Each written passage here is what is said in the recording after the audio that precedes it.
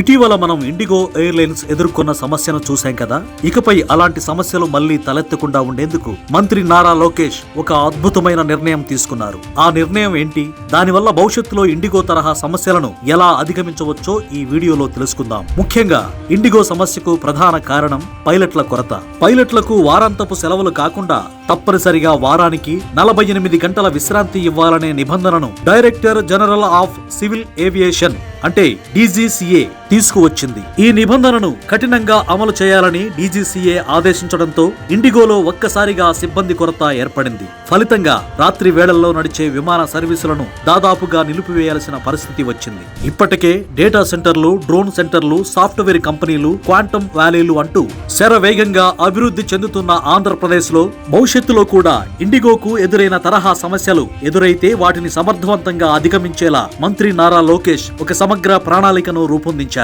GMR group సంస్థల అధినేత గ్రంథి మల్లికార్జునరావును ఒప్పించి భోగాపురం అంతర్జాతీయ విమానాశ్రయం సమీపంలో ఏవియేషన్ ఎడ్యుకేషన్ సిటీని నిర్మించాలని నిర్ణయించారు. మాన్సాస్ ట్రస్ట్, GMR గ్రూపుల భాగస్వామ్యంతో ఈ ప్రాజెక్టు పట్టాలెక్కింది. ఈ ఏవియేషన్ సిటీలో వైమానిక రంగానికి చెందిన యూనివర్సిటీలు, విద్యా సంస్థలు, ట్రైనింగ్ సెంటర్లు ఏర్పాటు చేయనున్నారు. ముఖ్యంగా పైలట్ ట్రైనింగ్ సెంటర్లతో పాటు ఫ్లైట్ మెయింటెనెన్స్, రిపేరింగ్ టెక్నాలజీల్లో నైపుణ్యం కలిగించే శిక్షణ కేంద్రాలు ఏర్పాటు చేయనున్నారు. 2030 నాటికి భారతదేశంలోని ఎయిర్లైన్ సంస్థలకు దాదాపు 20,000 మంది కొత్త పైలట్లు అవసరం. ఇంత పెద్ద సంఖ్యలో పైలట్లను ఒక్కసారిగా తయారు చేయడం అసాధ్యం. అయితే ఆంధ్రప్రదేశ్ లో ఏర్పాటు చేయనున్న ఈ ఏవియేషన్ ఎడ్యుకేషన్ సిటీ ద్వారా భారత పౌర విమానయాన రంగం ఎదుర్కొంటున్న ఈ ప్రధాన సమస్యకు కొంతవరకైనా పరిష్కారం లభించనుంది. అంటే ఇక్కడ పెద్ద సంఖ్యలో నైపుణ్యం కలిగిన పైలట్లు తయారవుతారు.